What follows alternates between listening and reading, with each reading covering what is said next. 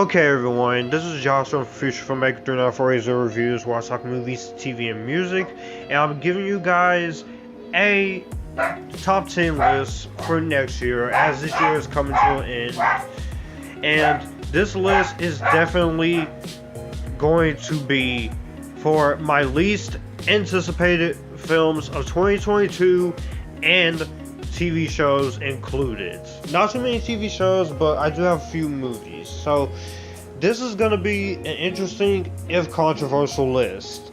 And if you look forward to some of these movies or shows, that is completely fine. All I ask of you in the comments is to be respectful. Don't be an asshole about it, because then I have to block us.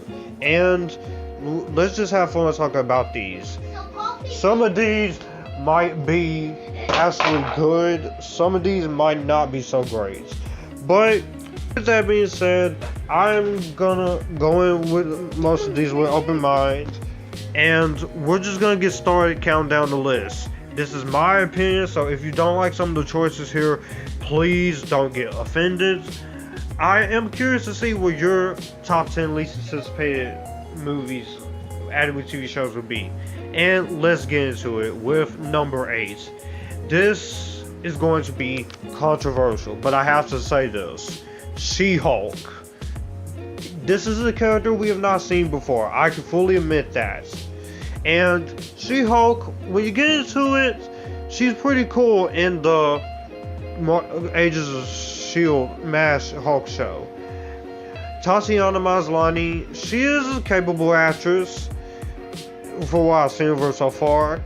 But the reason why this is my least anticipated MCU show is because I feel like this is going to take the approach of just having She-Hulk in here just to gender swap Hulk. I'm not going full SJW saying it's woke. I'm not going to do that. I'm just more frustrated that She-Hulk gets a TV series, but your normal Hulk, Bruce Banner, doesn't get anything. And Tatiana Maslany, I've only seen a few things from her. Her best movie is Stronger. So, but Orphan Black, I have no desire to watch Orphan Black. And from there, she is just weird and crazy and just maniacal or something. And I'm not for that. I just want this to be at least somewhat good. It won't be as bad, but if this is bad, I'm going to be harsh about it. I will go in optimistic. Tatiana is not a bad choice, but if she is bad or if the show sucks, I'm going to give it a negative review. I'm going to be honest as an MCU fan. And most of you can hate me if you want to, but I gotta be honest about it. But anyways, as of now, I'm very hesitant and mixed about this. So that's my number 8.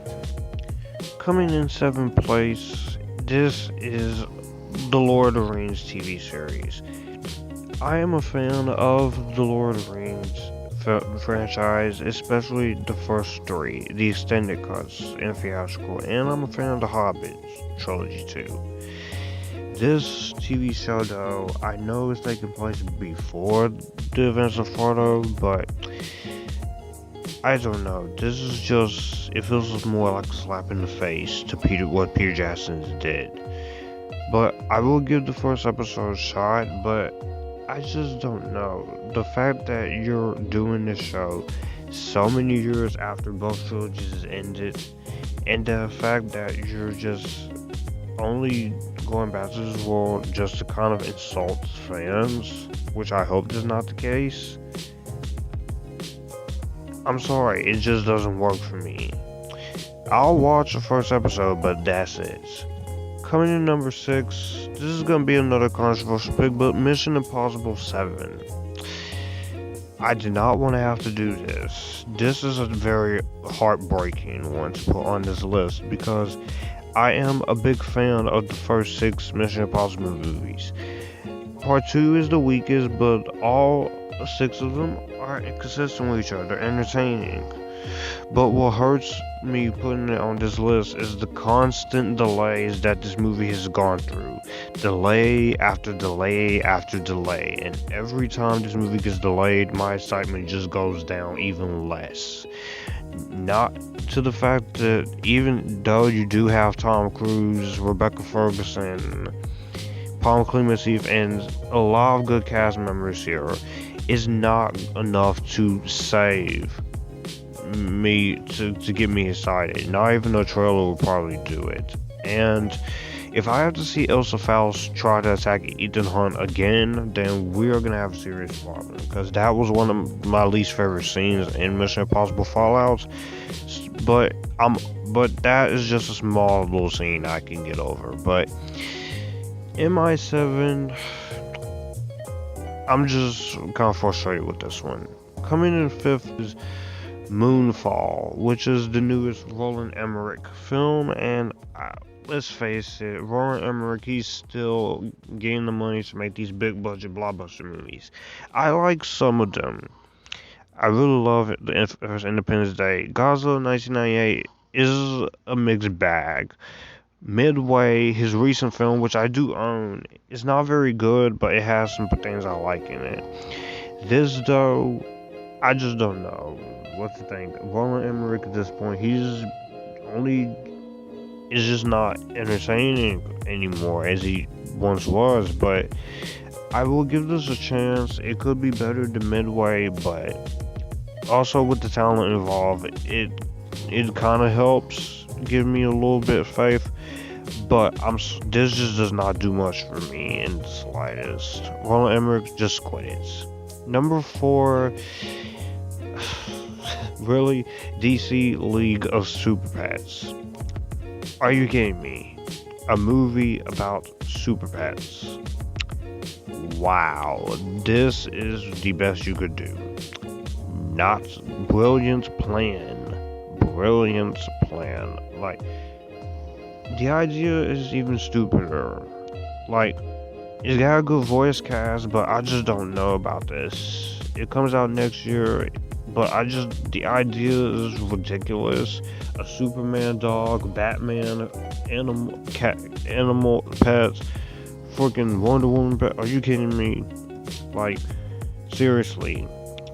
But I'm gonna hold my judgment until I see the final cut or see the trailer, because I had the same thing with Into the Spider-Verse, and look how that turned out. So this could be the same way. Coming in third place is James Cameron's Avatar 2. I love that first Ant-Man. Yes, it takes from other films, but I really like the first Avatar movie. This movie has been talked about and in production for so long that my enthusiasm is going down a little bit. And also, not only that, it just feels like James Cameron cares more about the world of Pandora than he does with Alita, Battle Angel. We don't need 5 of these Avatar movies. A trilogy would be just fine. But I'm gonna hold my judgment until I see the movie, but again, not needed. Second place though, this one here, Rumble. I forgot about this. There was a trailer for this back in 2020 or this year. I just don't care. With this one, it just looks like something that DreamWorks would do, except 1,000 times worse than The Boss Baby. And people are giving the Super Mario Brothers movie a hard time already with the casting, considering the fact we have not heard their voices yet.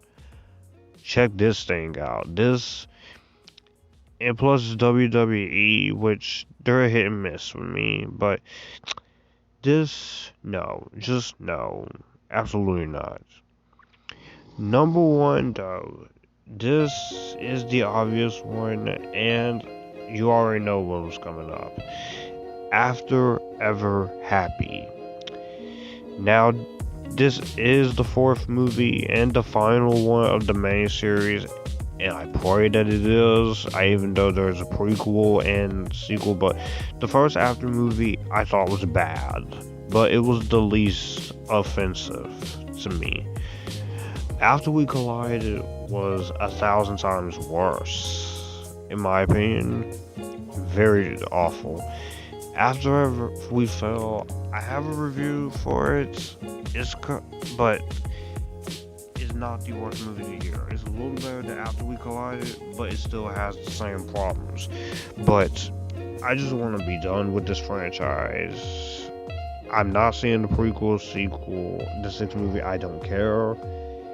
I've been through too much physical pain and anger with each of these movies, and they just get worse and worse every single time they make one. They're heavily rushed. I don't care about the romance. It's very toxic. It glorifies the fact that it is okay for girls to cheat on guys.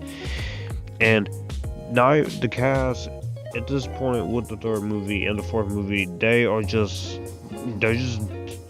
sick of the scrap, which I can't really blame them, especially Joe Langford, Hero Fine Stephen.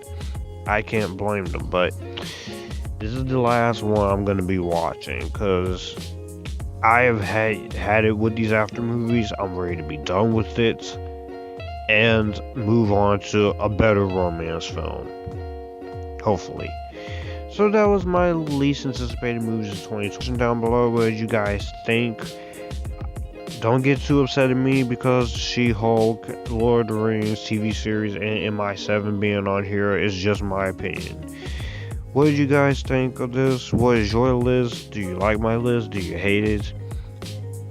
All my social media links in the description box down below. If you'd like to send money to my time, if you want some fan mail, you can email me, DM, do that with me privately as well. You can also check out all my social media links there. If you like to check out my Amazon wishlist too, if you want to send something for fan mail, and I'll probably unbox it. Also, be sure to check out the Six Geeks Film Podcast, because we will be touching on this topic in January. As always, you guys keep it cool. Bye bye.